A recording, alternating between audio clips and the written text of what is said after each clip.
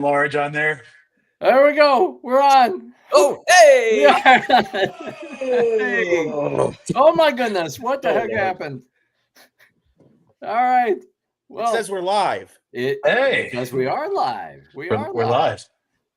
All right. If they don't go for this, we have to get out of here pretty quick, Chewy.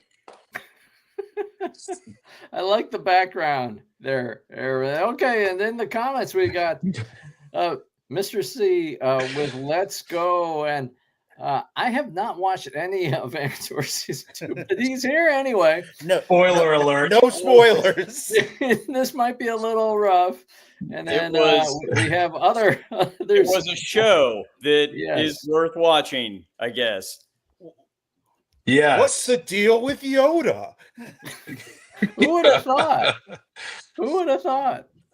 So are we doing spoilers here? Yes. I think we are. I think we have to do spoilers. It's been a few days after the end of season 2 of Andor on Disney Plus. So yes, there will be, and I've got a banner, I think, hopefully here. Yes. This is your one and only spoiler warning. Because you have been warned. Good thing you prepared for that. I had that.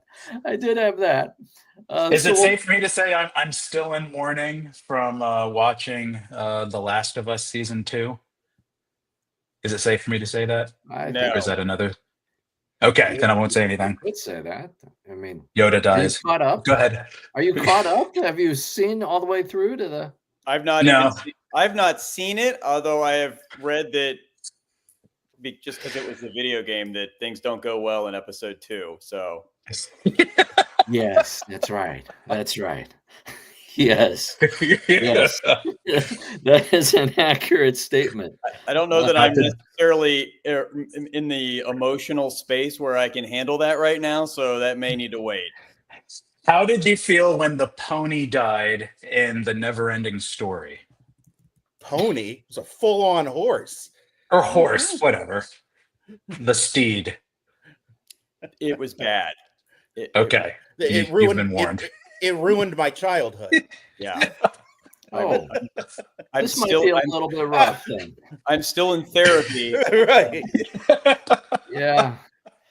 But if you're a golfing fan. First time I cried at a movie. Yay. Thanks for bringing that up. It's Never-Ending Story? Yeah. When the horse sank. Yes. In the bog. Yeah. Putting the spoiler warning up again. Spoiler warning, the horse dies. all tracks. Thank you very much. All tracks. Oh, that's the new drug for psoriasis. It was Artax. It's not all tracks? No. Artax. Artax. Yeah, it was Artax. Okay, so I was looking up Valtrax and Altac. I get it. Yeah.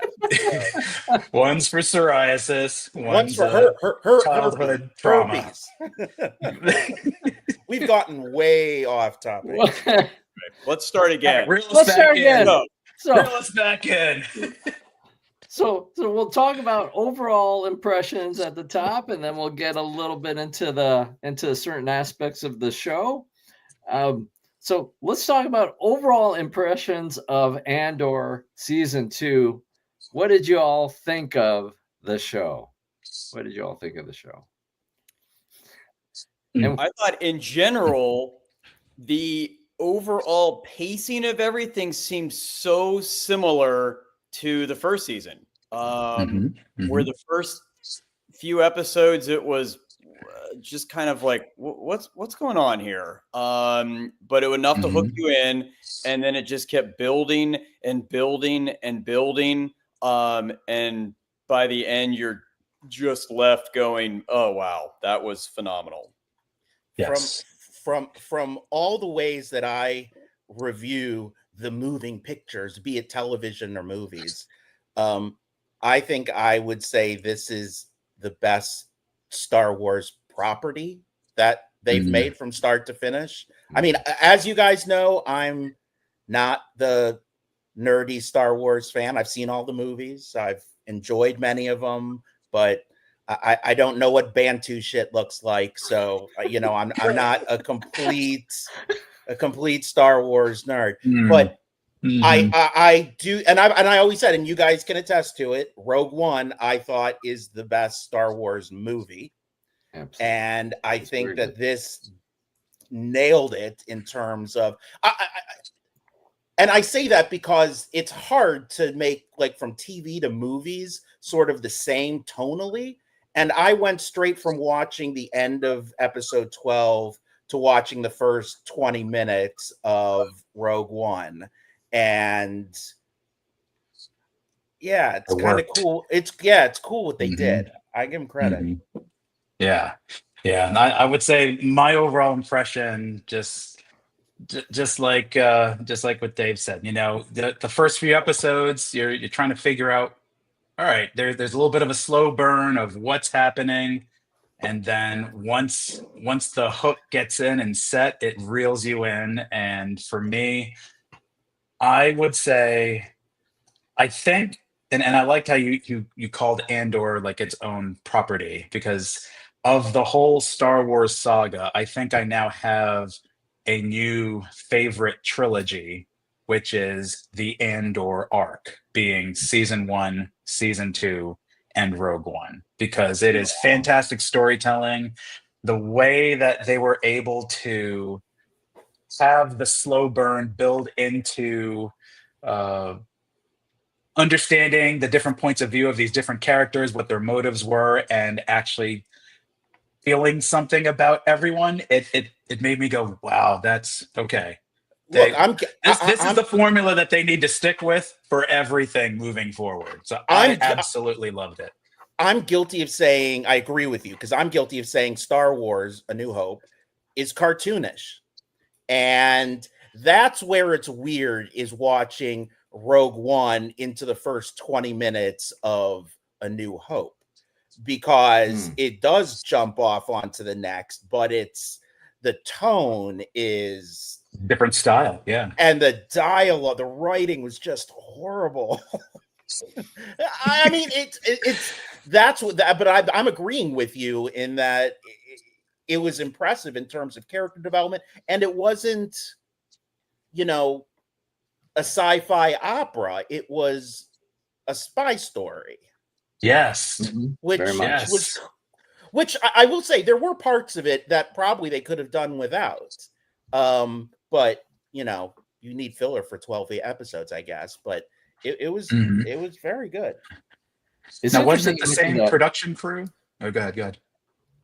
I believe so. I mean, you have Tony Gilroy as co-writer on Rogue One, and then driving this series. So that aspect, yes, but you don't have Gareth Edwards from Rogue One involved. I think at all in the series. So. Yeah. I don't think Gareth Edwards did anything for this one. Yeah, but he's a good director. Either you mentioned Irvin, the mention of the spy element here. I think Ethan, maybe it was yours. Your mention of the spy element. For me in the MCU, that was my favorite story. Right, the Winter Soldier storyline, that whole aspect was what I really loved probably most. I love. Then you must have been really annoyed that they screwed up the what's her name, Johansson, Scarlett Johansson movie. Scarlett? Oh, the Black Widow movie? Yeah, because that could have been a good spy movie. And I didn't hate that movie. It just wasn't. They didn't make her interesting in that movie. No. Yep. In the comments, we've got Connor Williams writes, "I'm flabbergasted. This show, by all accounts, should not have worked, and yet it more than worked. It elevated, enhanced. It was riveting, thematically rich, thought-provoking, and full of pathos." Well, hell, have him sub in for me. Yeah. I think he summed it up. All right, guys. Well, thank you, sir. Let's talk about aliens. I mean, I agree because I agree with him, because I think about that show. I think about the show, and I think Disney has. I mean, usually, usually if you go with the assumption that the average American consumer is an idiot and just wants to watch drivel, I'm going to agree with you. But I feel like there's many of us that were just dying for we like good TV. It's just, why can't Star Wars have a good TV show? And I think we finally got it. My wife has no interest in Star Wars. And I did she would have enjoyed watching it just because it wasn't a Star Wars show. It was a spy revolution show that just took place in the Star Wars universe. And if you like intrigue and espionage and political maneuvering, you'll like the show.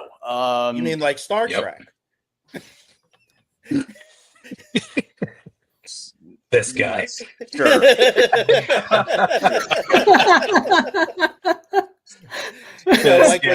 Like what Star Trek has been doing with like Deep Space Nine for 30 years. Sure. Yes, the only thing that would have made Andor better is Whoopi Goldberg as a bartender.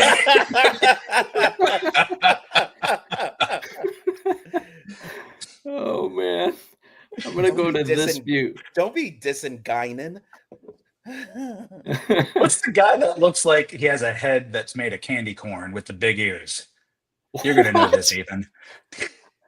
On Deep Space Nine. Are you talking about the Cardassians? That's it. Or the Gul Dukat, I believe. No, but she's a big influencer, isn't she? What? You said the Kardashians? No. Oh my goodness. Kardashians. Oh no. Whatever. Okay. This All right, is so keep bad. going. Here we go. John writes, this show has spoiled me to the point that all other Star Wars media pales by comparison. Yeah, I will agree. I will agree, John. I agree. Yes, Yeah. John. Andor has set an exceptional new bar. So I mean, and one could argue Mandalorian wasn't bad. It was just no, it wasn't bad. It was just disjointed and was all fan service.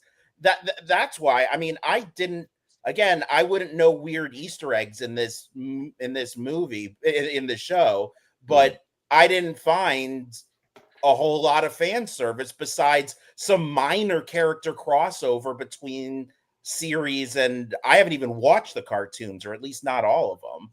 Well, and I think you bring up a great point in that I feel like some of the shows of recent, that was really, I felt like the only thing there was just Easter eggs and, hey, what if we throw a Rancor and Boba Fett and Mandalorian and throw Grogu in there and it'll be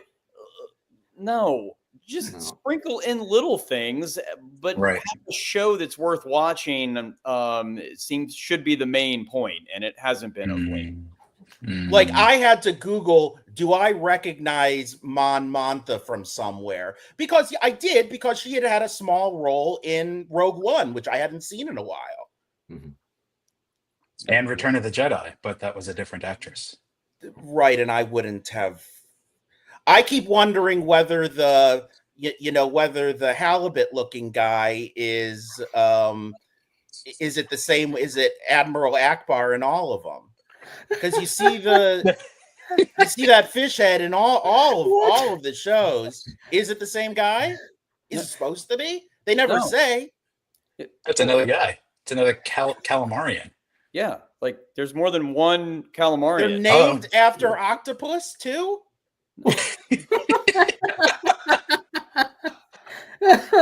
I feel like I got it's like can we find some unobtainium? Oh no. What was that? Well, what was the thing that the Empire was after on Gorn? Yeah. It was something just as something ridiculous. tight.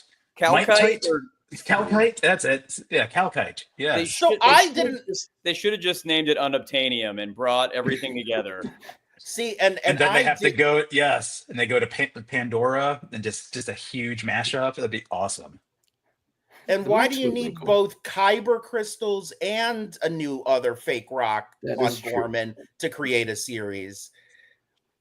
Has all of these storylines been in all the books, Dave? Or is this all new stuff? this was all new. Now, there was one break in what was thought to be canon with how Cassian met K2. There was a Yes. comic, and it was a very different scenario, but I don't know. This worked. Yes. I I think like they it. said now that's part of Legends now because this is now the new, right? I don't know. What I think the comic was this comic came out comic not so should have long been- ago. I think it was Right. considered canon, and so it was a minor controversy. There's enough going on in the world right now that it didn't make the opening lead on CNN, but minor hubbub about it. Some guy in his basement, using his AT-AT mouse, got really upset about it. I'm pretty sure that it would be a mouse droid mouse, but I do Did have you a see very that- large mouse droid over here to unbox in the future. Yeah. I did get an Oh. advertisement from Amazon that they've got a TIE fighter case for the Amazon Echo Yes. Sphere. Yep. I figured you guys would be all over that. Yeah, I haven't gotten that. Boy Canteen is all over it. Yeah, no. Oh, in the Can they- comments, a certain Jay Lambertson writes, a lot of fan service in Luthen's store. Oh, he's right. Yep. Yes. Yes. Connor Williams writes the earlier comment, we can have lighter fare in Star Wars, but it needs to be wholly consequence focused. There must be a reason to tell the story, and there must be story momentum and some kind of stakes. Yeah, that makes sense. Yeah. Also, Yeah. characters should be identifiably different at the end of the story, at the end of the show compared to, or the beginning of end of the show compared to the beginning of the show. Book of Boba told us how different Boba Fett was, at the end, but we never Was saw Boba it Fett in the Book of Boba? in the Book of Boba. He was Wasn't in that most. all? Wasn't that all? He Wasn't was that in all most of Mandalorian? the. He was in most of them. There was the little break. The best episodes of the series. Yeah. Oh, and here's the yes. And then that mouse droid is going to get you on the couch at home. Yes, that's probably right. It's a huge droid. It just came out for May the 4th. How can it be? It's only like this big, right? Oh, you'd be surprised. Like a shoebox. It's bigger than life size. It's bigger than some pets for sure. Yeah. So how did the structure of the series work for y'all? It was 4 arcs, and there was a time jump. You had almost 3 hours of Star Wars every week, which I really enjoyed. But what did you think of the time jumps? Did it work for you? Would you rather week to week? Would it have worked? What do you I think? had to Google BBY. Oh yes, okay, yeah. God. That's Noob. wow. Such a noob. All right, that's okay. It's okay.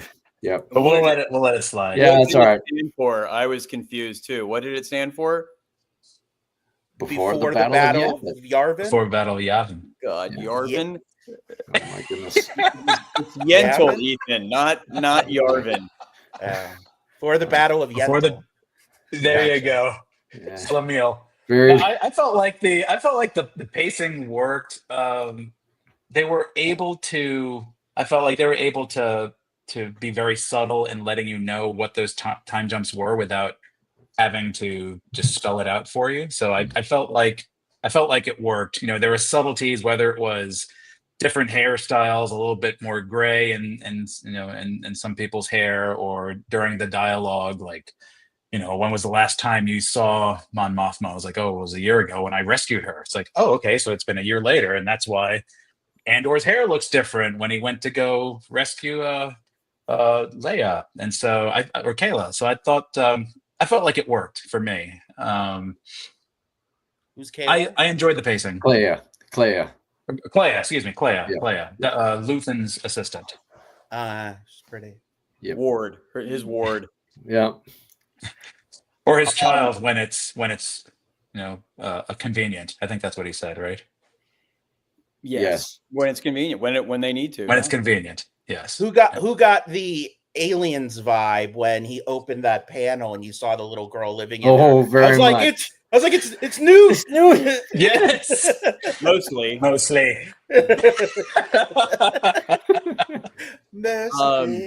Yes. I feel like we live like the TV shows these days, they either just totally miss the mark and everything confusing, or they just keep hammering home and just repeating things over and over and over again. I'm looking at you, Walking Dead. I was thinking that while you were saying it.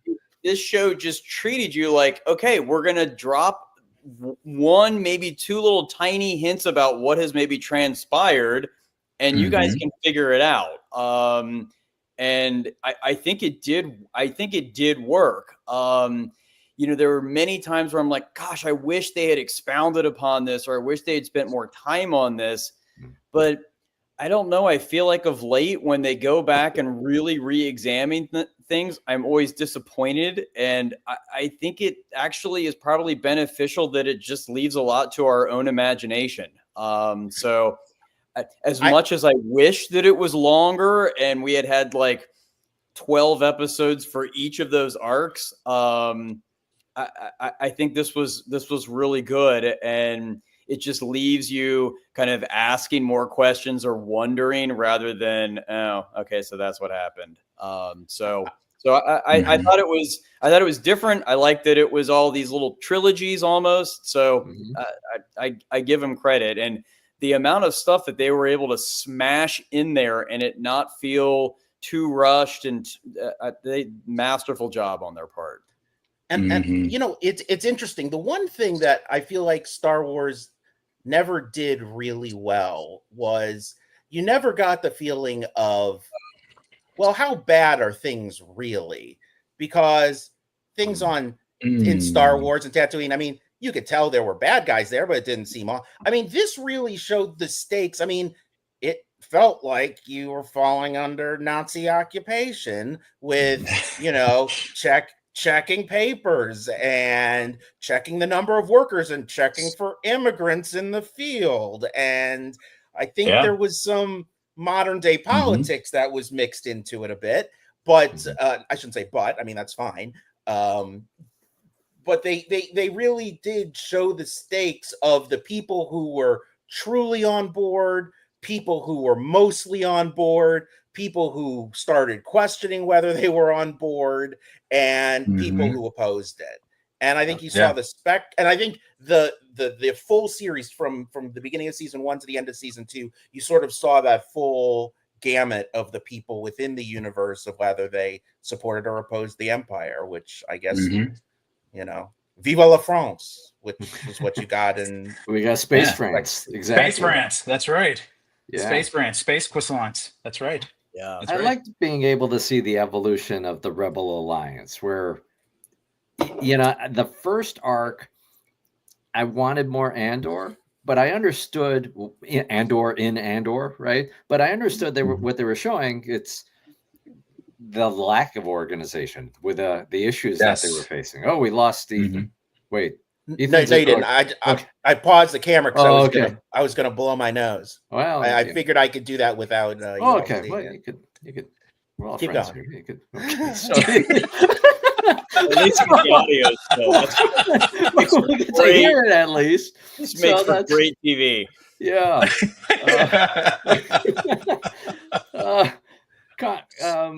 So anyways, we got to see the evolution of the Rebel Alliance do a full-blown thing, which was great to see. Connor writes, the only arc that I think suffered because of the year gap was the last arc. It would have been great to have one more episode leading up to Luthen's apprehension, and but other than that, the structure worked.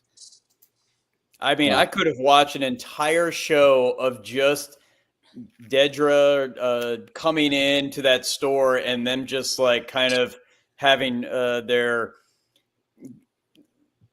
chat between each other. I could have watched an entire episode of just that. It was fantastic. The suspense is how it's all going to go down. It was like Al Pacino and De Niro Yes, when It was very much that. Yes, yes, yes, it was. I would have thought that Luthen would have been prepared enough that like I figured it would be like a cyanide tooth or something where it would be I'm not taking any chances. I mean the hospital scene in the next arc or the next episode was amazing. So no complaints, but you did think like it seems like he probably would have been a little better prepared. But I thought we were going to have like a Braveheart moment. Are they going to save him? I do feel like he was prepared because he went in, he poured the stuff to mess up the his comms thing in the back room. He only got about half of it though. Like could have maybe he got half of it. Could have finished that off before he let her in. I don't know. Well, she's ringing the doorbell, and I know he still wants to get a wait good another Yelp 10 review, but seconds. you just say, "I'll be with you in a moment. I have to destroy this thing." Let me finish disintegrating this for 1 second. But then after he goes out there and when he shows, he's like, "Oh yeah, do you have anything fake in here? Well, check out this really sharp blade that I'm going to keep conveniently near me." And so I will say I was a little surprised at that point because after she tells him, "Oh well, you're done. You're surrounded. You're not getting out," and he just tells her, "Well, you're too late." And then the next thing you know, you see the dagger come out, and I did not expect that. Yeah. So I was like, oh, okay, all right. He's taking one for the team, literally. But I thought it was well played. Could he have poured a little bit more of the alien acid on there? Xenomorph. That would have been great. But hey, Can we all agree? Okay, so if in terms of structure and how they did it, I will say there's one piece that I think maybe didn't need to be there, and that was the whole wedding on Cassandria, wherever they were. What was the name of the planet? Chandrilla. Chandril. The Chantrels, right? They did spend a lot of time on a wedding that in the end had no, because that daughter had no, there was no future to that. I figured. Yeah. It why do I care? There was something missing. It definitely felt like to have a beat somewhere in the last arc of reflection of what happened. Yeah. And you only get the perspective of, well, here's what happened to her husband hanging out with, space stuff. Skulden's wife. Yeah. Yes. Right. He was a Bantu douchebag, is what her right? The husband. Bantu? I don't know. I had to come up with something Star Warsy. Is this Galaxy Quest now that we're? What's the thing? What's the thing that they're riding? Aren't those Bantus? Banthas. Bantha. It's a Bantha bag. Okay, whatever. Well, it looks strong enough to pull the ears off Jennifer Garner. Apparently, there was going to be a scene where Perrin meets with Mon before it all goes down, and he says that he knew what she was doing, and that the ISB was every week interrogating him, and he never ratted her out. And so I think the intention was to actually have him be, yes, he's a carefree. I mean, to your point, Ethan, that there's this spectrum of like folks that just go along with the Empire and then folks that are anti, and then there's this gray zone in between. And for him, it was, listen, stuff's bad, but where I make money, where I am, we're wealthy and it's pretty good. And I'm just going to focus on having a good time. I read the news today about some people like that. Oh, Servici writes, seems like the story beats to release Mon from luxury to rebel. Yeah. Yeah, that's maybe that starts to happen when it shows her like doing her little rave dance at the very end of the episode, where right? Because she just starts taking shots, and the next thing you know, it's 1992 in a dark basement where she's just raving out and I just was going to say tripping balls. So. Mon on Outer Rim Molly. Yes. Yeah. So it's like, okay, she's letting loose now.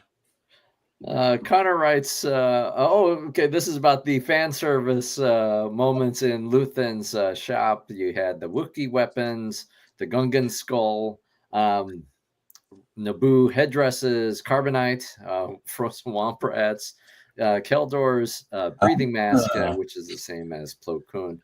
And I understand there was spiky thing. See, that's the stuff I meant about Easter egg. What? Yeah. Wasn't that from it was from a video game, right? It was from a Star Wars video game. What's that? I don't know about that. Where it kept showing like the it looked like some kind of armor, but it had like a bunch of spikes. That's Star Killer's armor from Force Unleashed. Yes. 2. Okay, there you go. Yeah. Okay, that's what I thought. Yes, it was from a video game. Yeah, and you had the Ankara stones. Yes. And then I think they said Indiana Jones' whip was in one of the carbonite. Oh, really? Mm-hmm. Oh, interesting. So and the Ankara stones, not to be confused with the Shankara stones from Temple of Doom. Correct. Okay, just making sure. Okay. These are from Minnesota Jones and of Minnesota Jones. Yes. Just a little further. Okay. Let's go to Sir VC, and then we'll hop back to an earlier comment. And I'm clicking on the button, and nothing is happening. Oh, wait. If I just let it ride. When Luthen says, must be nice, it's a not so subtle cue that her childhood friend is about to get dusted, and she should just accept this as fact. Yeah. I mean, that was just brilliant writing. Just say must be nice to be so oblivious to what I'm talking about, or to not even understand the stakes. That was really good. Which conversation was that? It during your favorite arc of the Chandrillan wedding scene when Luthen when Mon is saying, I'll get a price, and Luthen's like, we know you already know the price. She's like, I don't know what you mean by that. And he, yes, we got to kill him. And so he said, how nice for you that you, yeah. I sacrifice everything. Yeah. I really appreciate it in that escape, even though in the escape from the Senate, when Andor shoots the driver, the amount of shock on her face. Yes. And it hits you. Where when I first saw it, I thought, why is she so surprised? Oh, yes. She's been completely oblivious to everything that we've seen.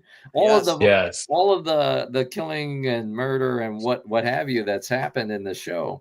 She's oblivious to all of it. She's helped fund it. She's done like some, stuff in the Senate and said some things that are probably well received, but other than that, like, she's not been down in the dirt, and it was her first, her cousin. Yes, yeah, Vel, yes, Vel, yeah. She was great. Yep. She's a good actress. She's been in a bunch of stuff. Oh, she was in the Game of Thrones. Like a lot of people were. Yeah, she was the girl that Arya had to fight in the temple. Yeah, with the mask. Oh, wow. Oh. Ooh, the deep pull. Nice. Well played. Wow. Well played. That's right up there with the Ted Lasso manager being the shame. Yes. Oh yeah. Wow. That's right. Yeah. That's right. Yeah. Being the CEO. Yeah, that's right. So one of the earlier comments that we got, and this is I think in the deeper dive of the show, there's some unresolved story points or some questions. Jay Lambertson writes, no closure on Andor's sister. Is that a problem or did it work? I will never understand that arc. And why did they have subtitles? Yeah. There was no subtitles in season 1 of that arc. Yeah. Maybe that would have made it make more sense for me. But it was, you know how he is in the movie Rogue One, and then you start this show, and it's, that he's going to grow in some way, but you don't know what he has, and so it's like, does he know anything? And then he obviously had some hand-to-hand combat training, but it was all about the sister, and I don't know, and they just dropped it. So I don't know. I mean, I think that's probably me nitpicking, but it would have been. I just feel like it, for me, it's really did not serve much purpose other than eventually introduce Ferrix, but I could have done without the whole. I think there would have been many other ways that would have been more relevant for him to have encountered, some sort of a struggle that in the Empire starts hunting him because of it, versus how they did it. But I do find it interesting, though, that she was the bookend in the whole Andor series, right? Because it started with her, with Andor trying to find her when he was in that dive bar place. But then at the very end, he was having a dream, and I was left with the impression that that was his sister. It was a little girl that he was having a dream, and then he wakes up, or K2SO wakes him up, and he was having a bad dream. And so there's a reason why they did that. And so I'm still trying to figure out why. I think it seems to be more symbolic, if anything, because he always seems to want to try and not just do the right thing, but he's almost seen as this kind of, I'm not going to say like a savior kind of person, but you then have the person that was force sensitive that came up to him and said, "You're a messenger of some sort." Love that. And so you have all of these sort of things that are happening throughout the timeline, where if you follow everything that he did, he's almost this like unsung hero of how the rebellion was able to get off the ground, yet no one knows who he is, or there's very little known about him until the story was told about him. And it seems like part of his motive was he's trying to always do the right thing by looking after his family, right? Because first it was his sister, then it was his mom, and then, he didn't even know he had a son. Right. Which is a huge tragedy. So we'll talk about that. We'll definitely talk about that. Because isn't that how the show ended? Was Bix holding the baby? Yeah. But with the whole thing with his sister, because you're right, it starts with that. Then you go through all of season 1, the rest of the episodes, nothing about his sister. All of season 2. Well, at one point, doesn't Marva say at one point, "Stop looking for her" or something? I feel like she says at some point. She did. Yes, she said everybody in the planet's dead. For me, it was kind of like the show saying, "Hey, forget about your sister. That was actually a mistake. We probably shouldn't have had that. Let's all move on." But then at the very end, that writer but here was she fired. is, by the way. In the comments, there's a few things here. Connor has several different questions. I don't think we can unpack every one of these. But did Mon's driver have a change of heart after listening to her speech and try to go to save her? What did Partagas feel listening to Nemec's manifesto? Who are Partagas and who's Nemec? So Partagas was he wasn't the head of the ISB, but he was the guy that was kind of in Very charge of snippety the and in local that charge. Yes. where he would And, talk about. Nemec is your uncle, right? No, that's Carrick. Nemec was the young guy on Aldani that got crushed, but had his little manifesto. Yes. During the heist, and they're taking off in the ship, and then the whole big thing of gold crushes into him, and he ends up dying. That guy. He had Yeah. old school way to navigate and was going climb. Yeah. Which I think Yeah. at some point. He was the Tiny Tim of Andor. What was with the breathing thing that Saul Guerrera did with one of? I didn't get that part. Oh. And he started coughing. He's like, breathe it in. Yes. You're part of us now. Ooh. I think he gave him a space bong, and he just took one big hit too many. And now he was part of the tribe. I was a little confused. I was confused too. I want to get back to Connor's question about Partagas and Nemec, because I thought that was awesome. Because I don't know, I can't think of Mon's driver like flipping. He seemed like a douche from the get-go, and I'm gonna say he was a douche till the day he died. Yes, I agree. Have to be. But nobody dies accidentally in Star Wars. I feel like Partagas was listening to it, and I don't think it changed his mind about like, oh wow, what I've been doing is wrong. But I think it made him realize that the Empire was doomed to fail, and that everything he had done up to that point was worthless. And I think that's part of why he took the easy way out. To realize that your life work is going to be upended by a bunch of mouth breathing nerf herders is got to be tough. I love the mouth breathing expression. I try to use that at least once a year. Mouth breathing? Yes. And frowny biscuit. That too.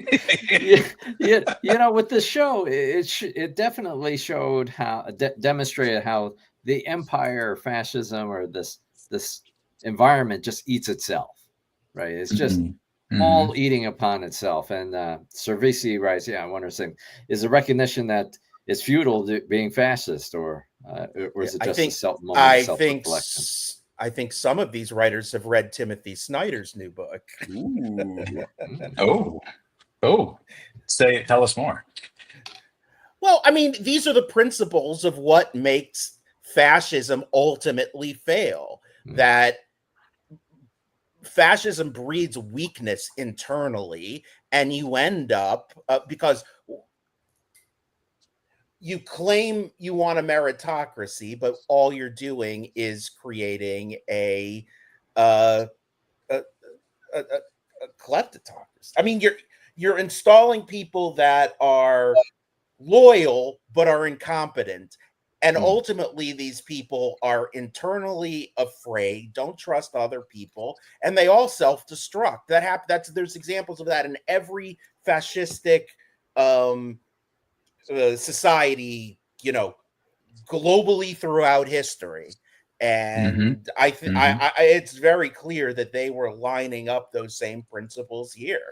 It's just astonishing how quickly fascism returned with the New Order after the Empire failed, which makes you wonder whether the third trilogy might have taken a different route on how they wanted to explore the rise of Skywalker instead of it being with that. But that's a different topic. I believe Aftermath explains some of that, right, Dave? Minimally.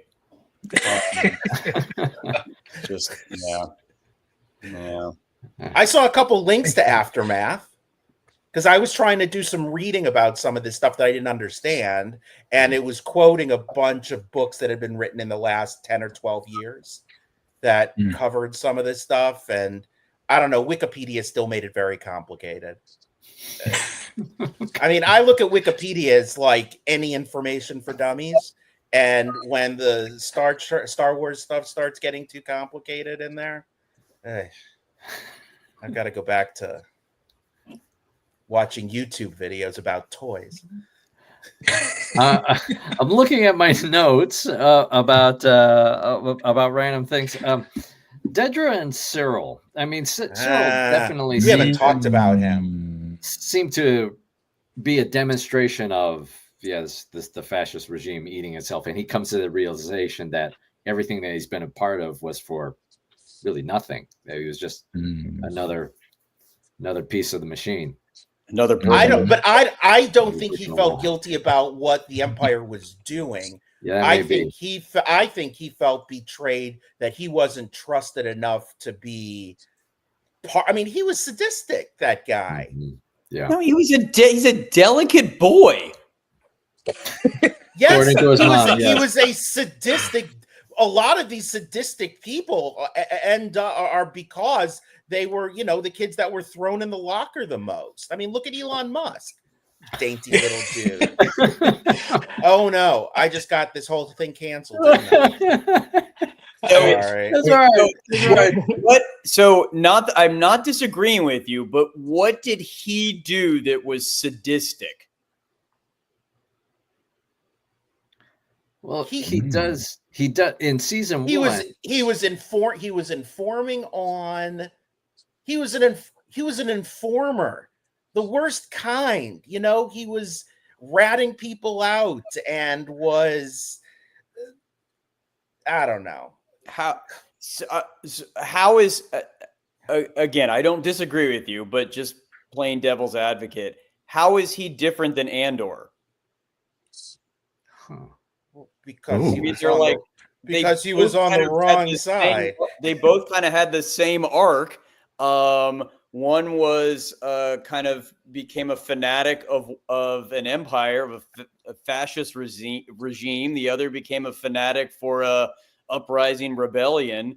But they both were two-faced. They both lied. They both did bad things for what they thought for what they believed in. But what's his name was a but Cecil or whatever his name was. Cyril. Cyril. He was a nobody. Yes. What was the deal with his mother? Yeah, I couldn't tell whether they were making fun of Jewish mothers or Italian mothers. Which stereotype was it? I wasn't sure if being offended or not. And only one of them enjoyed eating space Cocoa Puffs with blue milk cereal, which was Cyril. But okay, out of the bowl, no less. Yes. I mean, she went through his private box or whatever. Yes. I thought his whole arc. At first, I was like, "This is so weird," but it was also so great, and for him to come to this realization. I feel like he had a very similar realization that Partagaz did of, wow, what we're doing is not going to work. But I feel like maybe Cyril's was, I've been supporting a lying, murderous, like this is not what I want to be a part of. And he was so desperate to get like an older male's approval. All he wanted was for Partagaz to give him some credit, and when he did get it, and they knew that would hook him in, when he said, "Would it be bad to say if this is the greatest day of my life?" Yes. Yeah, I mean they played him. They played him. What was astonishing in terms of that whole Cyril Dedra bit, but not in terms of their relationship, but in terms of what they were doing.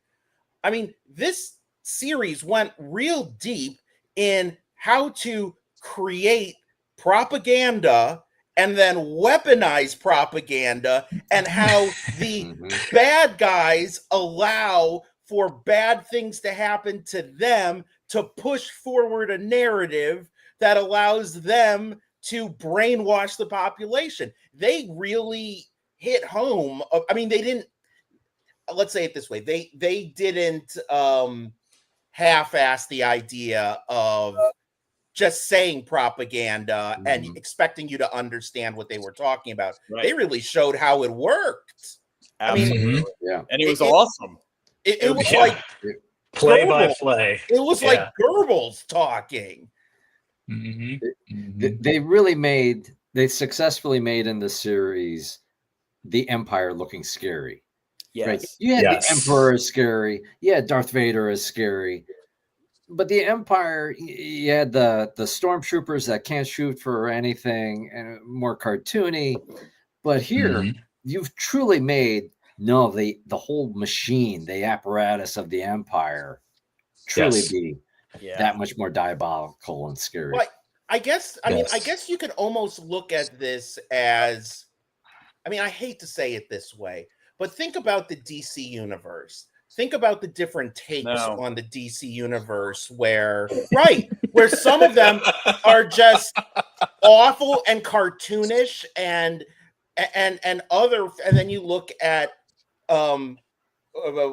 Christopher Nolan's what's it called? Batman trilogy, which took a whole new view of how you could think of Batman and created an entire complex universe within those 3 movies that has been completely unrepeatable by anything DC has done. Yeah. And nothing has that tone. Nothing is as well written.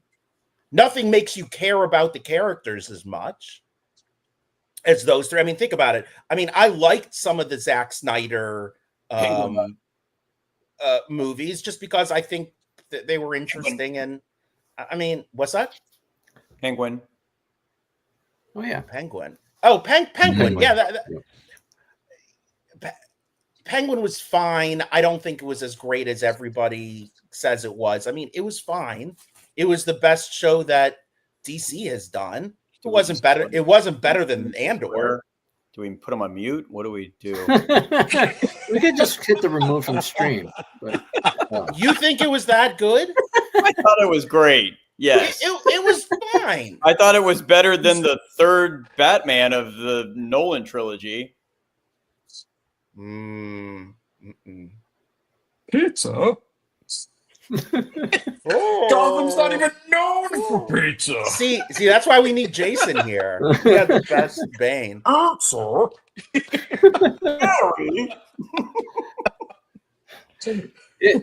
In the comments, we have Cyril's bed flop was a great moment running from mommy. Yeah. Yes. Oh man. Yes. And apparently it was unscripted. Is that right? Did it. Yeah. And the actress that plays Deidre didn't know he was doing it, and she walked in and she was like, "That is perfect." So yeah, but oh my gosh, that whole interaction was great.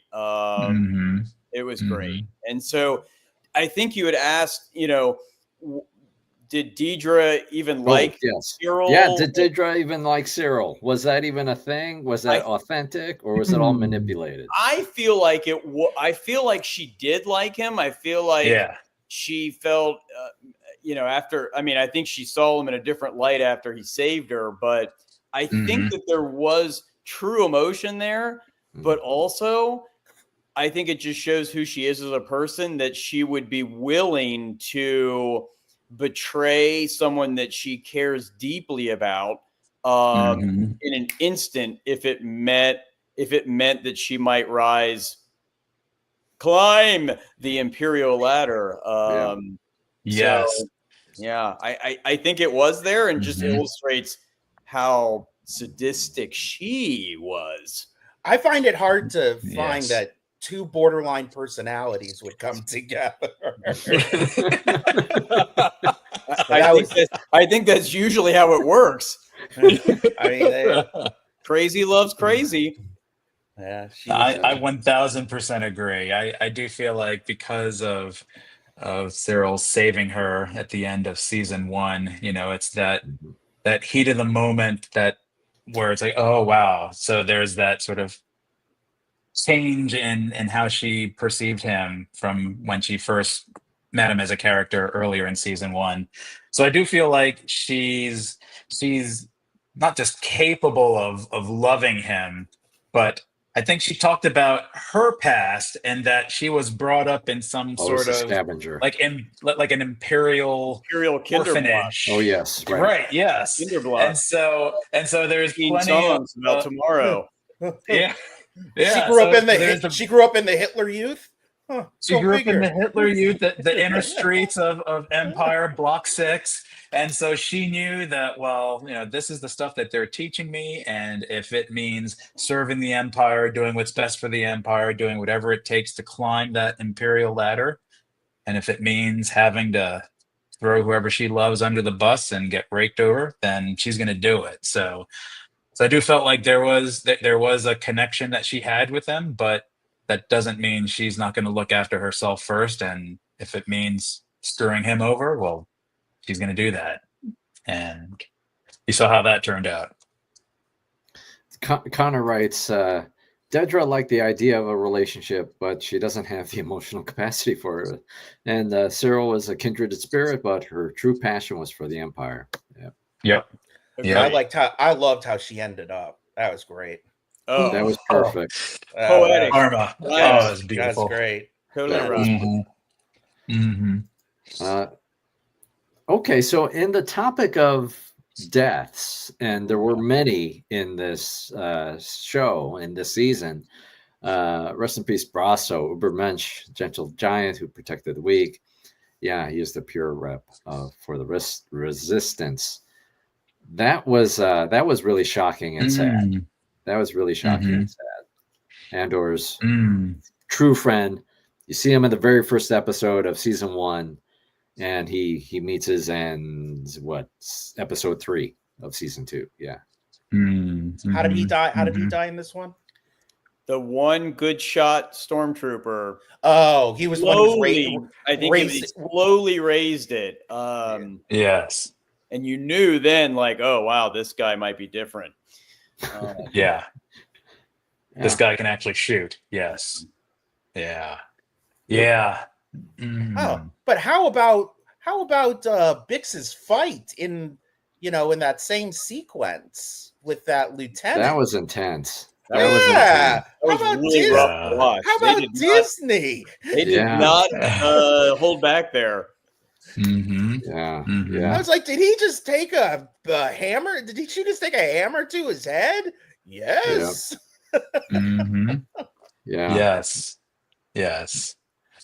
This show's tackled some really weighty topics for Disney, right? That we had, and we'll be careful about word choice so that we don't get a block. But sexual assault, I believe, is allowed on YouTube. So that as a topic, drug use after PTSD, also right. That's right. Yeah. Show.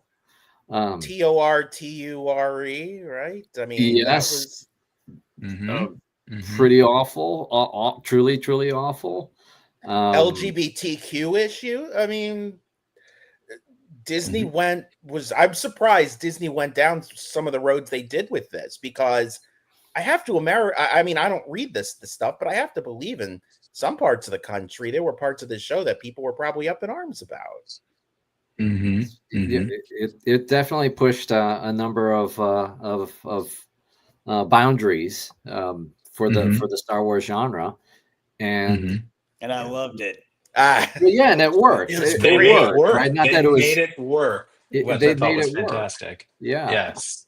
Yes. Connor writes, the death that will stick with me most is Enza, the Gorman girl, who was killed by the KX droid during the I didn't expect the show to go that far with the visceral. Yeah, that was a rough one. I mean, just how they showed it, and that was rough, and it also just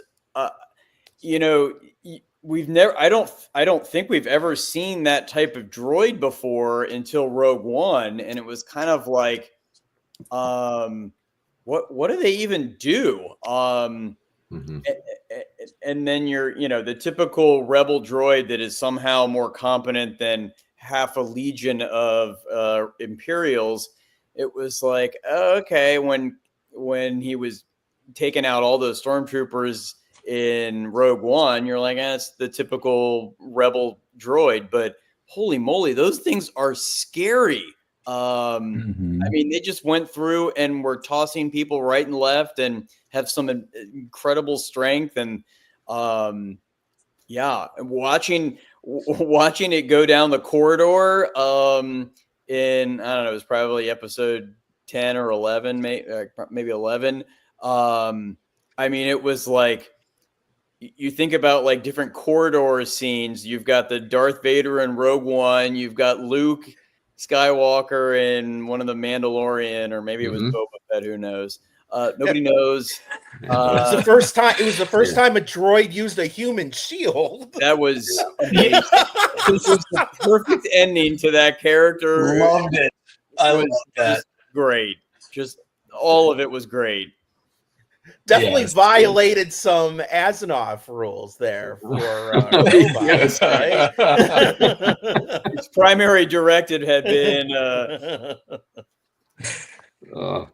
I didn't understand the moment. So during the escape of Clea, as part of the rescue of Clea, and K2 is there next to Andor, and K2 is looking for some validation or appreciation or a thank you or something, but Andor doesn't do any of that.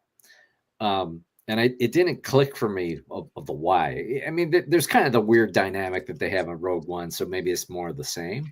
Well, he ended up imprisoned by one of those K units. That's who stopped him on the beach. Yeah. So I mean, I think that's the only other example we've seen of those guys in use was when they went after him, where he was racially profiled. But here, as fresh as a year prior, right? In Gorman, he sees how awful the K2 droid is, and he uses, and so K2SO uses the same brutality to rescue or save the day. So he's being reminded of kind of what he saw in Gorman. It's like this mixed thing of like, I appreciate that you saved me, but also the way you did it is bringing up some stuff that I still have to work out. Yeah, I need to log into BetterHelp.com and. Oh, I forgot to mention. Where's the script? We're sponsored today by BetterHelp. if you're watching a Star Wars movie and it's a Saturday night and you're 48 years old, you need someone to talk to. Yeah. Log on to your phone. And the best thing about BetterHelp is you can change therapists. And let me tell you, if you're like me, you're going to need to change therapists a lot. Be sure to go to BetterHelp. It's not going to be your choice. Be sure to go to BetterHelp and use the Fanboy Cantina coupon code. Promo it won't code. work, but put it in there anyway. For a 0.3% discount. Ethan Sad 30. Oh man, so sad. We have a few more things here. So season 1 protected, season 2 from a lot of the oversight. All credit to Kathleen Kennedy for backing Gilroy's play, and Tony Gilroy has done a lot this past week of crediting Kathleen Kennedy for making everything happen. Didn't she get fired? No, she's retiring, I think, at some point this year. Connor Williams writes, Supervisor Heert was using Dedra's the proverbial human shield only to be turned into a federal human shield by K2. So, yeah. And then yes. Cervisi writes, there's an almost impossible task in choosing a favorite among the cast here, but Clea and Luthen. And that is interesting, how he's Lear, Sergeant Lear, I think, when you first meet him, and then in the backstory, but he just flips his name around. Lieutenant Rail. Yeah. Yes, K2 is a brute. Yeah, a wonderful psychotic brute. Yeah. Yeah, that's about right. Yes. I liked Andor. He really, I mean, you like the Andor character? Sometimes in these shows, it's not the main character that's the most interesting. Yeah. I mean, I've always said with Star Wars, Luke was not particularly interesting, but in this, I mean, Andor was, and Diego Luna's really a good actor. I mean, I think there could be some award nominations for this. There should. I think he was. I think he was nominated last time for season 1. I would assume he gets nominated for season 2, and probably Clea. Yeah. I would say she gets nominated for best supporting actress. She did really that whole episode where she was trying to kill Luther or to euthanize him. Yeah. Spoiler alert. That was really a good show. That was really a good episode, and it showed a lot of tradecraft. A lot of spy stuff. That was a good show. It was amazing. A good episode. And apparently, this is her first major acting gig. Oh, really? Really? Yes. Interesting. She had just graduated from acting school in Britain, and this is her first major acting role. It's phenomenal. She crushed it. So were there any characters that, like, character arcs or characters that you would feel different about in watching Rogue One? Like, oh yeah, this person I identify more with, or I understand them better, or. So there's one thing, and I'll be quick. It seemed like towards the end of Rogue One, there was a spark between Andor and Felicity Jones, and what's her name? Jyn or so, yeah. And that doesn't quite comport with. I think that's one sort of gap. I don't know. I agree. Because we're not talking about years down the line. We're literally talking about like 2 weeks from the end. Was it a spark, or did he see her more as a sister? Because I don't recall. I felt like they were romantic thing between them. Because especially when they're sort of embracing each other at the end, when they're about to go up in Death Star laser flames, and it wasn't like, well, I'm going to embrace you because I love you. It's more of all right, well, this is the end. It was almost like sibling-like. So I don't know. I felt like there were sparks by the end. Maybe not. Maybe that was maybe I'll have to agree with you. it. Actually, I agree with you, Ethan, because I watched it this morning, and in my head. What I recalled about Rogue One, and 95% of the movie I think is true. I appreciated how there was not a forced love connection between Jyn and Cassian, and I felt like with Andor, it explained why he it's about his love for Bix, and so to not have to force that aspect into Rogue One, I thought was great. It makes the story more efficient, it makes more sense, and you don't need to shoehorn it in. But I had that same reaction as Ethan of in those final moments as they're going down the elevator and they're watching they're about to go to the beach and watch the horizon come to them. Yeah, it did feel like there was a little bit of a romantic aspect in the elevator. The way they were looking at each other. I don't know. I mean, I think part of it though is just like that's what we're kind of used to, right? Like in a show, the male lead and the male lead and the female lead just fall in love and eventually they kiss, but they didn't kiss. They did not. They embraced a sibling embrace. So do you think we're going to get a big series with her raising her new Jedi son of Andor? No. I hope not. No. I So hope. for me, I felt that the show, it made me appreciate Saul Guerrera's character better, because having seen like the little part of him in like Clone Wars, like he wasn't some insane like it was like, what, how did this happen? And so to go back and kind of see like why Saw Gerrera was so paranoid, and to kind of see these different kind of factions that eventually created the Rebel Alliance. I don't know. I feel like it really helped me appreciate the character a bit more. And I can understand why he would want to Boogaloo or so I still don't understand. yeah. I do feel like that I appreciate and understand Andor more, Cassian Andor more as a character, because when you're first introduced to him in Rogue One, you meet him meeting some dude named Tivik. Tivik tells him something that's super important. It's like, okay, great, and now I'm going to kill you.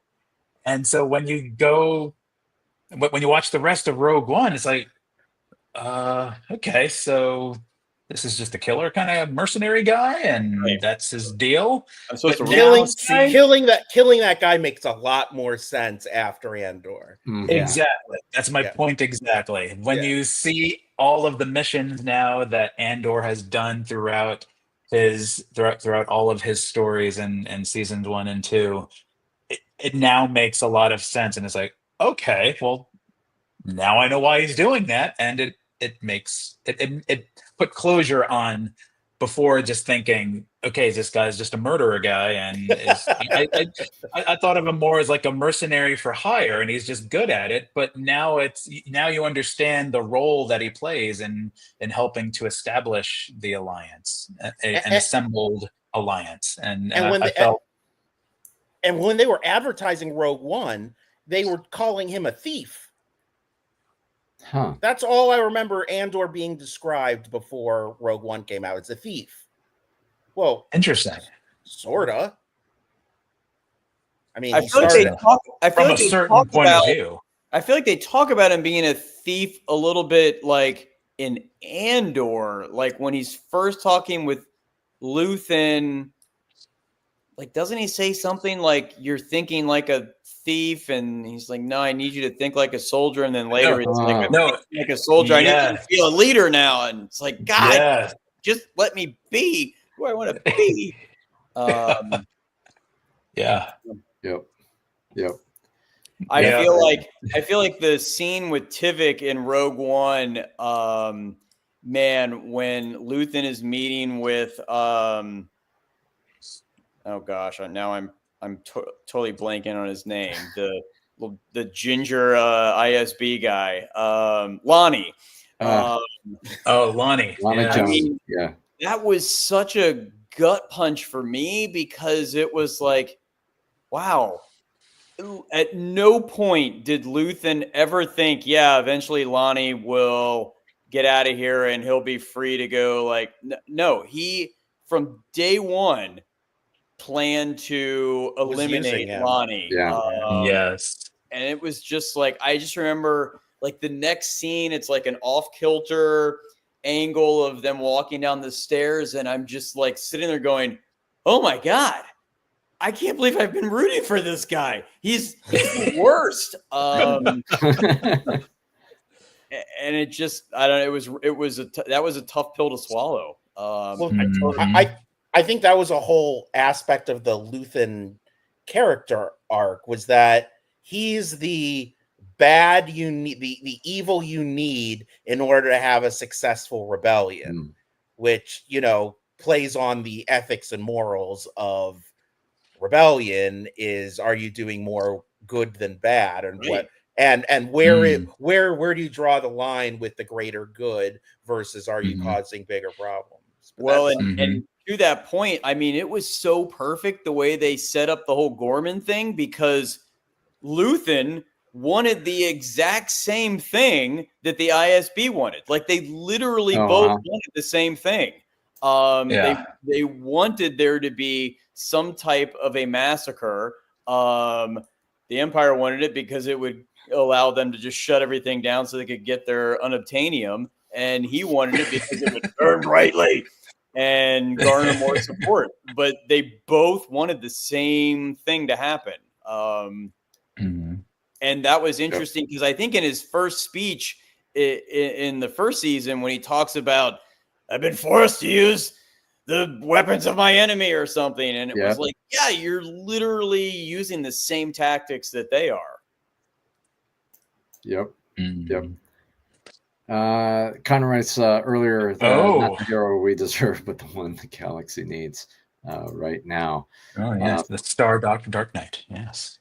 Yeah, I have heard this, the nod to Che Guevara here as well.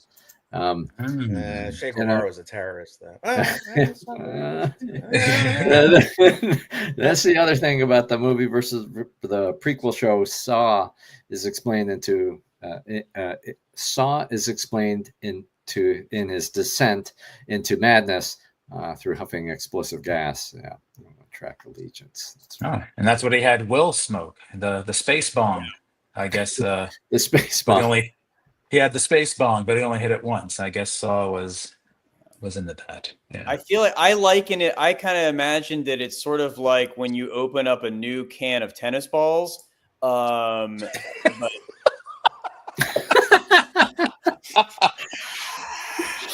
or kind of like Perrier from Spaceballs. Just it is so satisfying, though. Why is that even necessary? That is hermetically sealed. The sound of opening tennis balls. And why don't Pringles do that? Good question. Do that? Yeah. It probably has something to do with the sodium. I don't know. I was just going with the same. Connor writes, deserves to win the best drama at the Emmys. Out of all the shows I've seen, the only serious competition is Severance. And although no, my friends, the Pit, that will win the best series. That will win best drama series. I have not watched that. I'm just telling you how the Emmys work. That is was that the hospital one? Yeah, it was great. Oh, yes, I mean, it was really good. I don't know that it was better than Andor. It was really good. It was mainstream, and that's the kind of show that's going to win best drama. I was thinking of the Anya Taylor-Joy Big Pit. I was not thinking of which has its own name. What is that name of that show? The Gorge. Yeah, which was entertaining but not very good. Okay. I haven't seen that one. I have not watched White Lotus season 3. White Lotus season. I've been stuck on season 2, and I'm like 3 episodes in, and I kind of hate everybody, and I know that's like a thing. I just haven't been able to advance. I haven't watched any of it. Yeah. Schwarzenegger's son in that show is hysterical. Yeah. Speaking of Schwarzenegger, when's his show coming back? I liked that Fubar season 1. Fubar season 2. I know. They've been filming it. I think they might be done filming. Dave's having his mom moment. I don't really know. What does that mean? I don't know what that is. Here for it.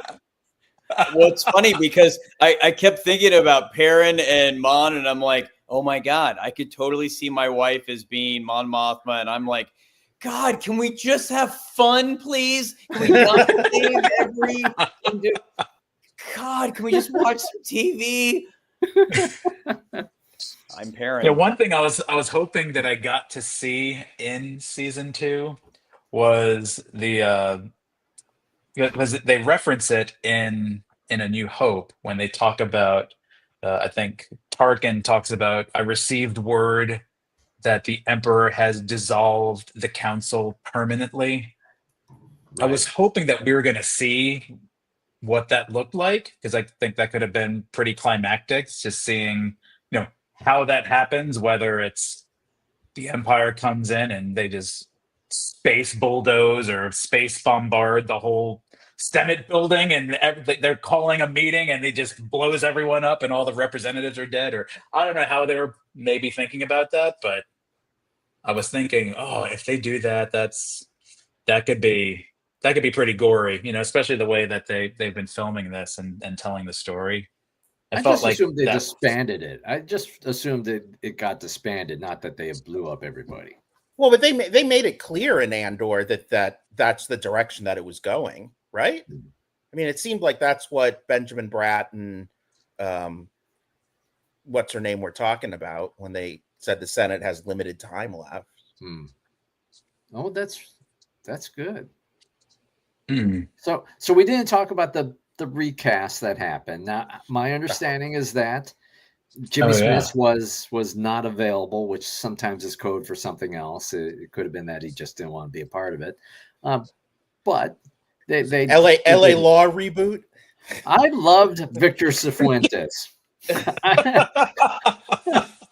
I will watch Victor Cifuentes in anything that he is in. Because he died in NYPD Blue, so they can't bring him back for a reboot. And that was horrible. that was traumatic to watch, for sure. Did it work, Benjamin Bratt? Did it throw you out? Was it all right? I thought it worked great. I liked the take on the character, in the way that he interacts with Mon, the way that he feels about Luthen, the way that he feels about Saul Guerrero.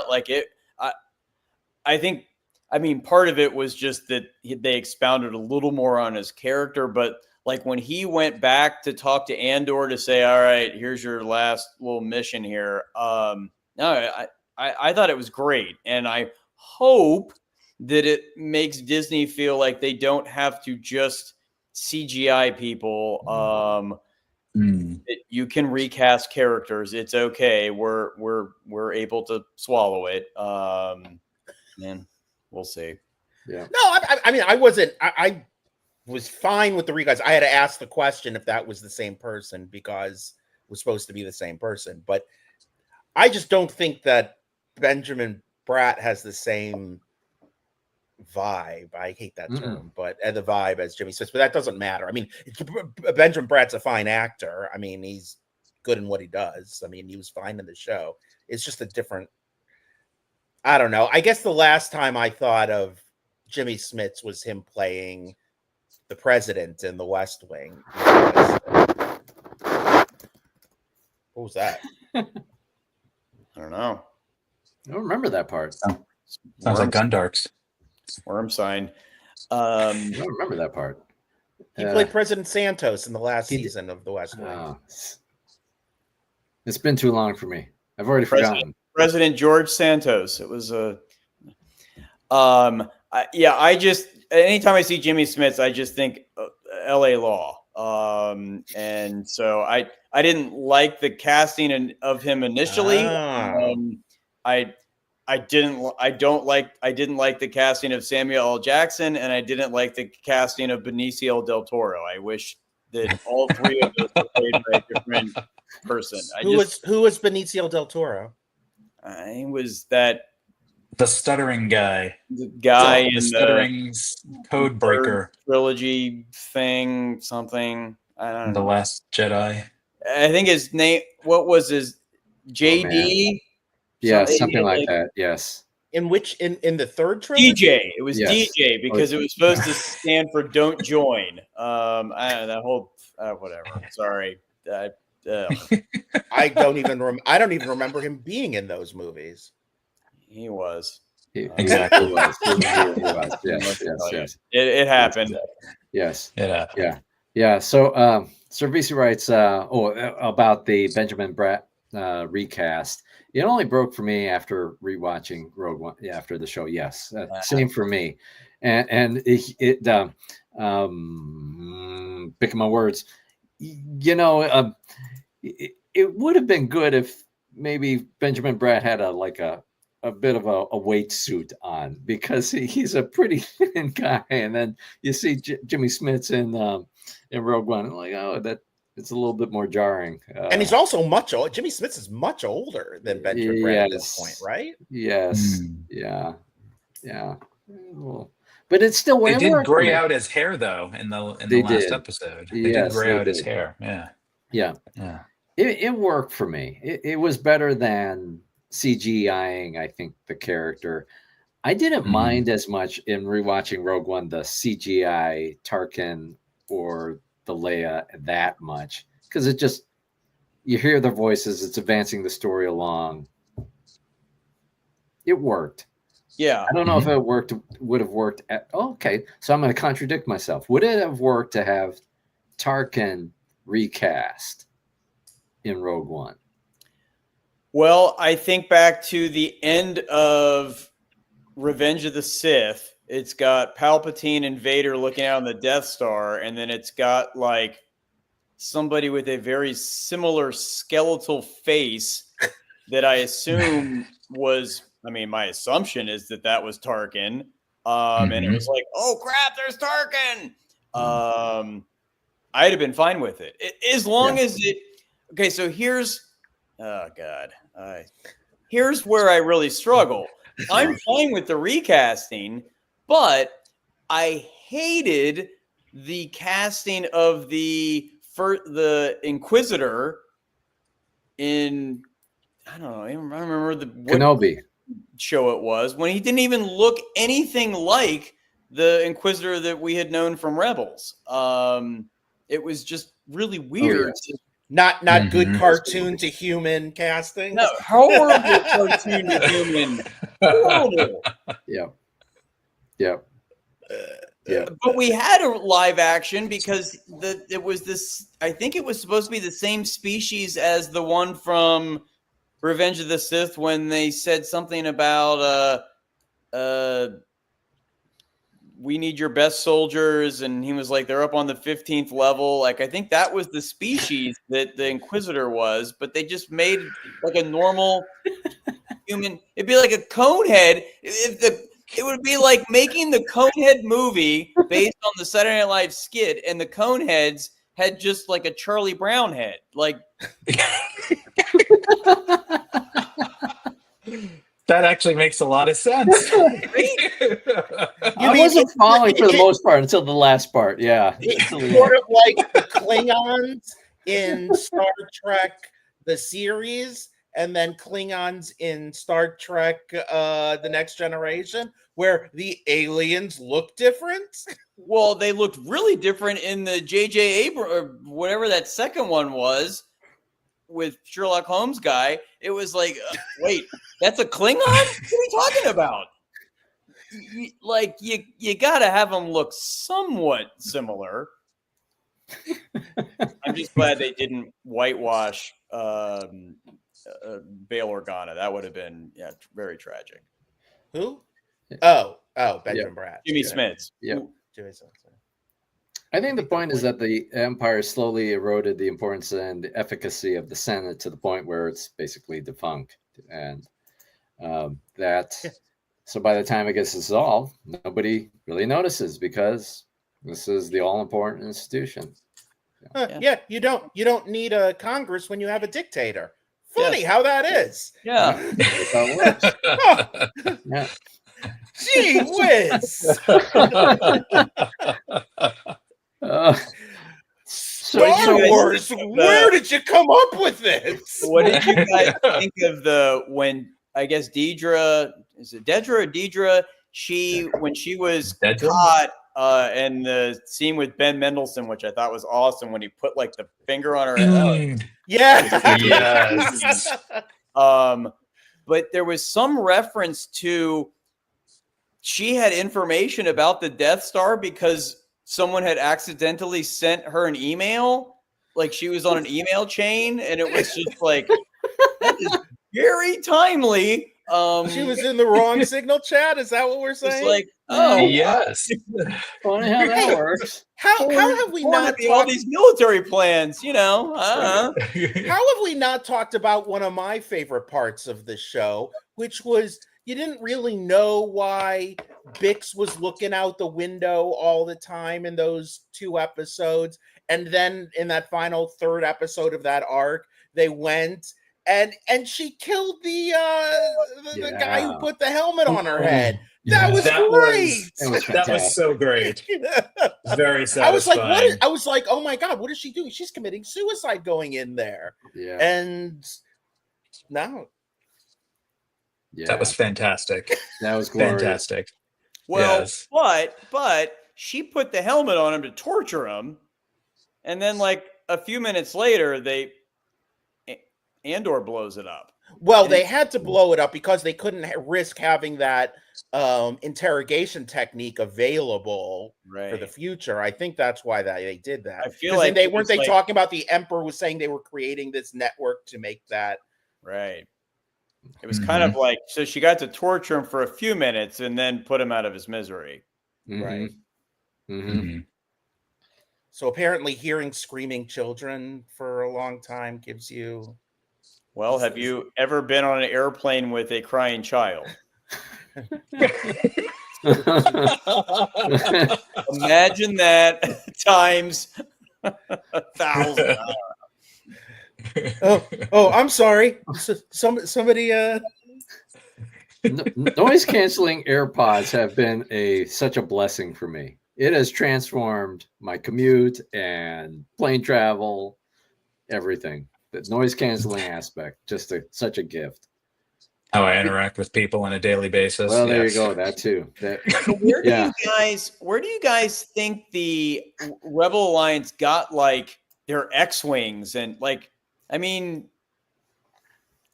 like are they all hot wired? Like we're just gonna steal this thing. Yeah. Like I mean, like, how do you even?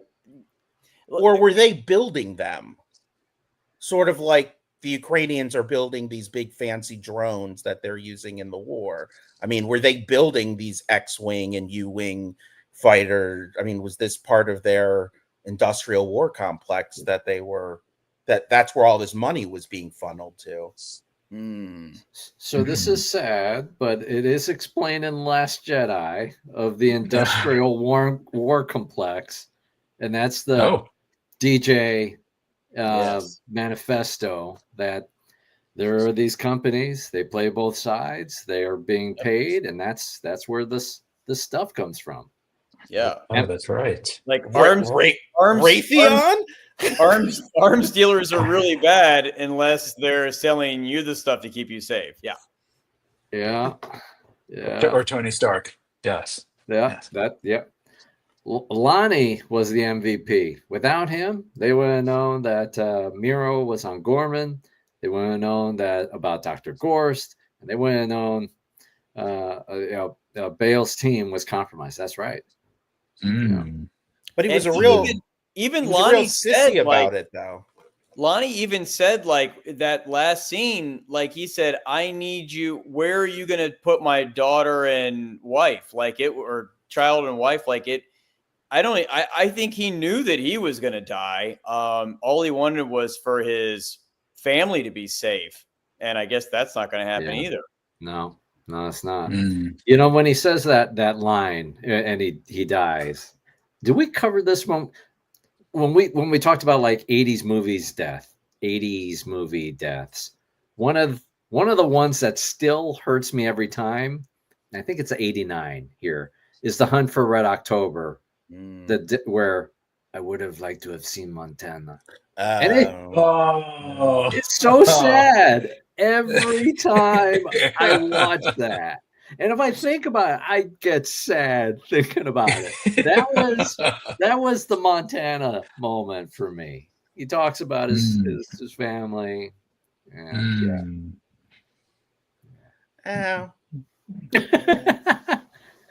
maybe never-ending story.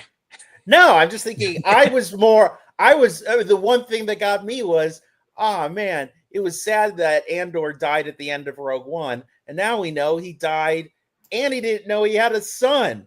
Aww. Yes. Yes. Yeah. I do see that as a huge tragedy. Yes, I agree with that for sure. I figured Bix was going to die. I'm glad she didn't. Yes. I mean, I really did. I figured because she wasn't in Andor. I mean, in Rogue One, I figured that she was just going to have either been killed or because of her PTSD/depression, she was going to have laid down her life or something. But I'm glad she didn't. It seemed like they were leading up to that. Yeah, right. For Bix. Was she back on that planet with the was that the planet that where they were farming planet originally? Farm planet. Yep. Yeah, I think so. The droid was still there. Oh, right, because that was the one that Jason wanted the processor of that robot to go into the head of K2. That's what he wanted for the for how K2 came to be. Yeah, I would have liked more. I would have liked more B2 emo here. But what's no. that? Oh, I would have liked more B2 emo, the droid there in the show. And what? I'm trying to think of what happened with.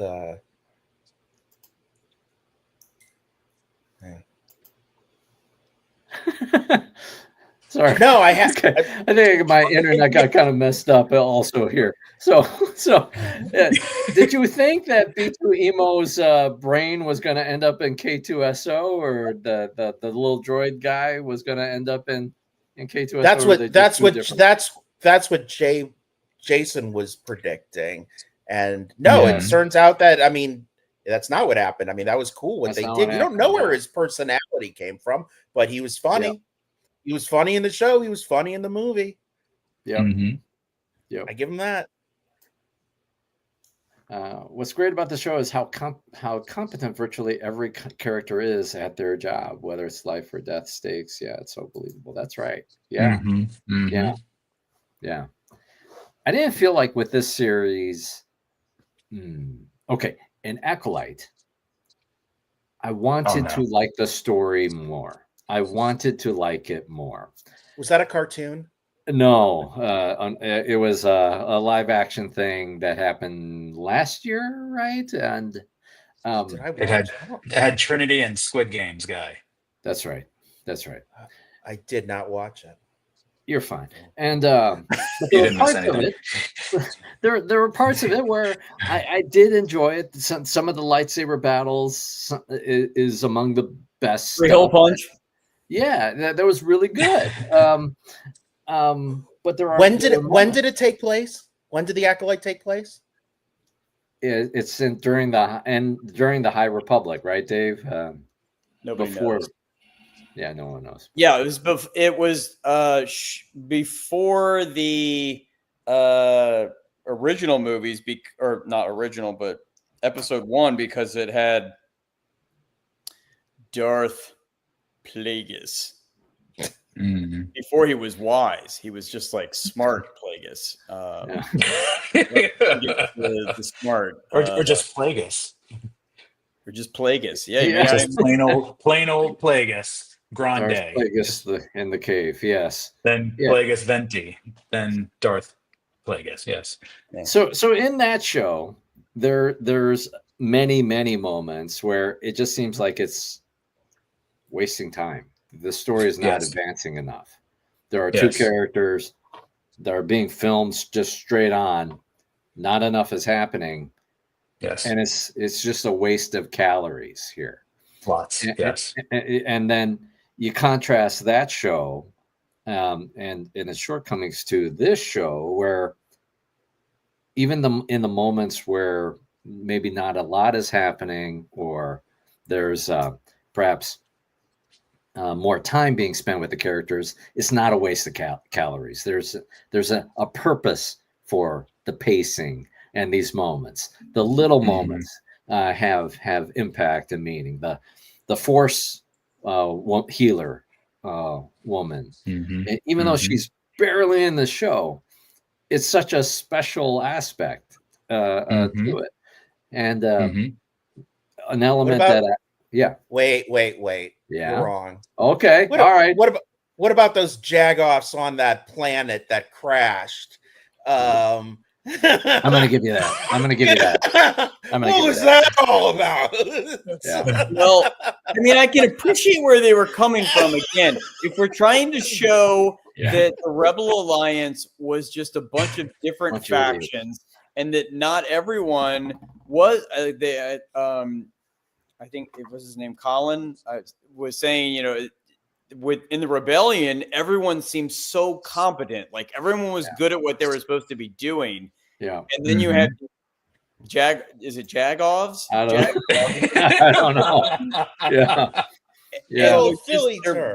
They're just idiots. I mean, they're literally doing Star Wars rock paper scissors, and at the point, I just felt like it was sort of like, oh my god, how is our main character captured by these idiots, and how long is this going to go on for? It just felt like it was too long. I'll give you that. How do you not kill all of them immediately? Right. Like, it's just like, and then, I mean, the other thing, when he stole that TIE fighter, and then it was like, okay, where did he leave it? And what happened to that thing? Why did that matter?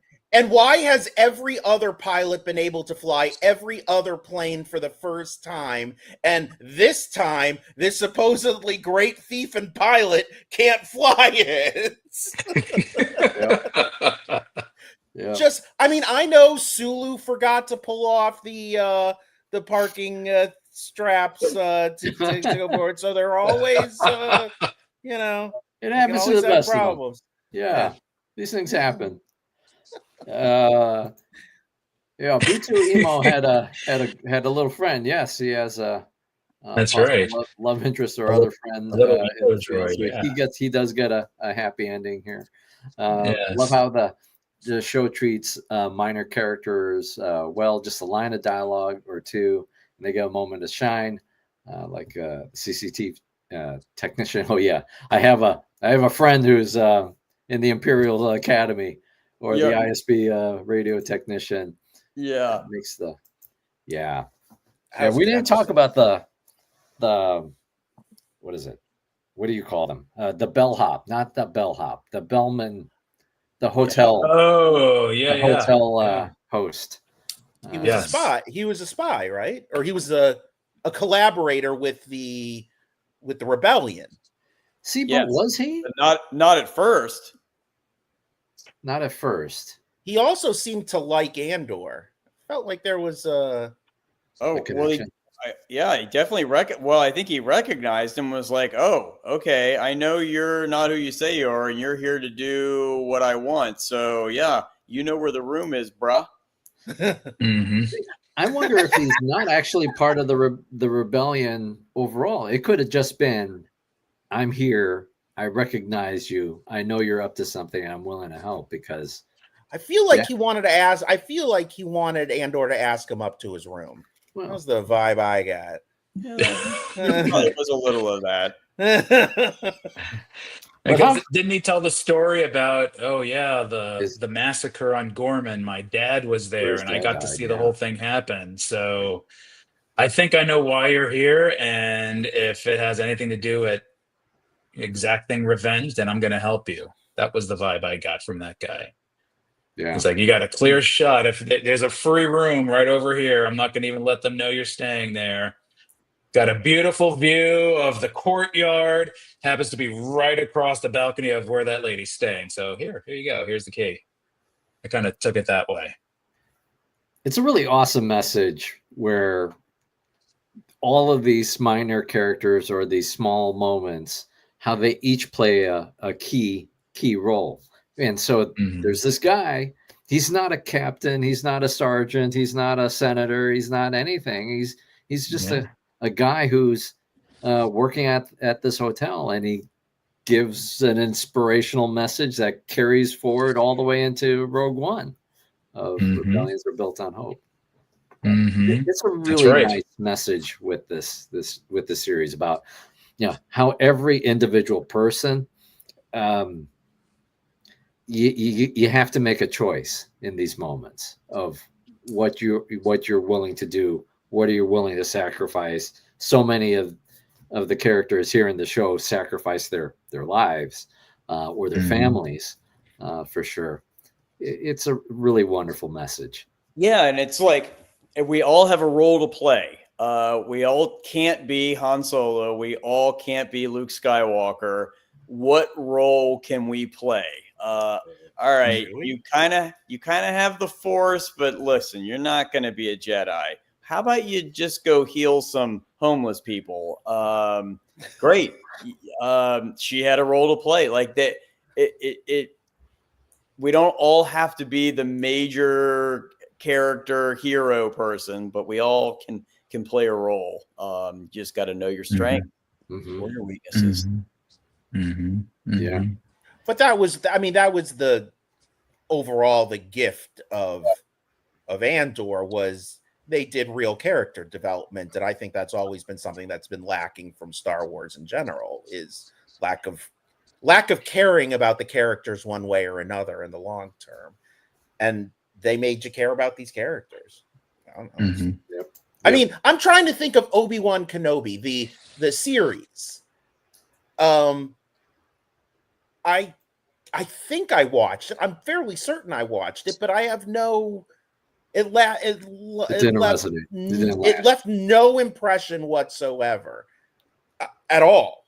I mean, The Mandalorian left an impression. I mean, I think there were some really good episodes of The Mandalorian. The whole series wasn't ultimately fantastic, but there were some really good episodes. Where I think it was based on who wrote them and how they unrolled the storytelling. But yeah, I'm trying to think. The Obi-Wan Kenobi. I mean, the Ahsoka one was. I think that was better than some of them. I mean, it wasn't great, but I mean, there were some stakes in it. It made you care. I mean, I remember them fighting on that platform because there were some stakes in that fight, but I don't remember much else. Yeah. But I don't know. I think they need to do a better job with creating memorable works, and it doesn't seem like they're doing very much into the future with Star Wars. It sounds like there's going to be 2 movies that are coming out in the next couple years, and that's it. For now, right? The Mandalorian and Grogu movie, along with the Ryan Gosling Starfighter movie. I think those. But that's not coming out to like 2028.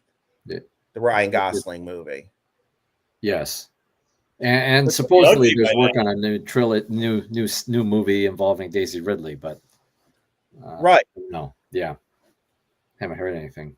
I mean, I think a show like Andor just shows that we can move on from having Luke Skywalker and Han Solo. Like, it's okay. We don't need a Skywalker we don't even need a Jedi really.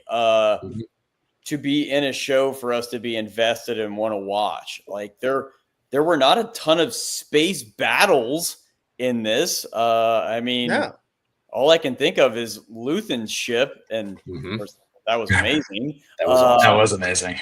There wasn't a lot of space battles or anything. I mean, other than the aliens and the weird dress, I mean, this could have been any series. It was just well done. Yep. I've heard Tony Gilroy say that he wants Andor to work for people who don't watch Star Wars. I don't think you need to have watched Star Wars to appreciate the show. Yeah. And I think that's why I liked it. Though I have watched, most of the Star Wars stuff, I, again, never was really that huge of a fan. And this was very good. This was a better series than anything Star Trek has put out there. I mean, I think Picard was great. Wasn't as good as this. I think A Brave New World is a good show, but not as good as this. it's I mean, it's good that somebody can create good sci-fi, because I think it's been some of the sci-fi that's been created recently has been rather derivative. I mean, I don't know. I haven't seen anything sci-fi wise that I've really liked in a long time. I'm looking forward to this Alien show. Alien Earth. Because the last sci-fi movie that I liked was that Alien Romulus, which I still have not seen yet. Really? Yeah, I know, it's shocking. Yeah, it's on Hulu. It's on Hulu. There's really no excuse. No, there is not an excuse. No, I mean, because it wasn't bad. Yeah, it's really good. I just didn't like Prometheus and whatever the other one was. Nobody liked those. Yeah, this was better. Nobody liked Prometheus and Covenant. Yeah, this was better than those. There was no flute playing. Nobody played the skin flute or anything. That's a different kind of flute, my friend. Oh boy. Yeah, it all comes down to whether Disney decides to treat as a setting or a genre. Yeah. Well, Aliens is Disney now. Yes, that's right. Did you see the new 5-minute preview of the gestation of the? Oh yes. Of the xenomorph? That's gross. No, I missed that. I think it was released. Disney released it as part of their big convention, right? I don't know. It came out recently. It came out very recently. Yeah. That's pretty cool. So Disney owns Aliens, Predator, Ewoks. Should those all be mashed into a movie? And Moana. And Moana. It'd be a good what if episode. Ewok versus the Predator. Yeah. What if episode?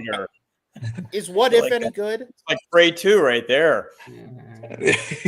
I have yet to watch season 2 of What If. I think they are making a mostly Prey 2. Aren't they making a Prey 2? Aren't they making a new? There's Badlands, which doesn't seem like a sequel to Prey. Yeah, I thought it's the same director, isn't it? I think it's Dan Trachtenberg. Yeah, I think so, but I don't actually. Now I don't know. I gotta look. I don't know. See, that's the best thing. No need to have arguments anymore because of the Google and because of ChatGPT. I wouldn't owe you $1 million. Yeah, that's right. $1 million. It is. I think it was $1 billion. Dan Trachtenberg. Yeah, it is the same guy. Don't know. Well, we're almost at 2 hours here. Any closing thoughts? Before I've got to get back. I've got to get back into my cell. Oh, okay. I was going to ask you: is that the Silence of the Lambs? Chianti and fava beans in there. My bed, my paintings. Awesome. Well, yes, an acknowledgement of the gestation trailer is amazing. Amazing. Oh, I'm gonna have to see that right after this. It's pretty grisly and gross. Just go to Google. It takes 5 minutes. And Google gestation and giving birth and see what kind of videos you get. I'll get flagged immediately. Yes. Dave, anything we've missed before we wrap up? Oh, well, we'll have to do that in the next episode. I think we hit all the major important things. Yeah. Awesome. Ethan, Arvin, closing thoughts? Thumbs up? I wish there could be a season 3 of Andor, but we know that can't happen because it's called Rogue One. And so just hats off to the team the creative team that gave us this brilliant story of what is now my new favorite part of the entire Star Wars franchise. So and they should be the only ones allowed to create Star Wars content. So so Dave Filoni and Jon Favreau bring in the Andor people, please. Let them make stuff for you, do some stuff together, because they absolutely crushed it. So I can't wait to see what else that same team could produce. Yep. No, absolutely. Absolutely. Yeah. No, I've really enjoyed the show. I've really enjoyed the time with you guys. Thank you, folks, for watching live, or if you're watching later, thanks for tuning in. And if you're watching later, post in the comments. Would love to hear from you. What did you like? What did you not like? Any other thoughts of the spectrum of things that we've covered along the way here? And like and subscribe. Oh yeah, do the hit that notification button. No, smash it. You don't hit it. You smash it. Smash it. I don't activate any of the notifications on anything. Gently Much press. less even this. Okay. Yes. Press. Ever so gingerly. Yeah. Yes. All right. Mostly. Yes. All right. Thanks so much, you guys. Thanks for watching. This is a Fanboy Cantina. Take care. Thanks, guys. May the force be with you. Always.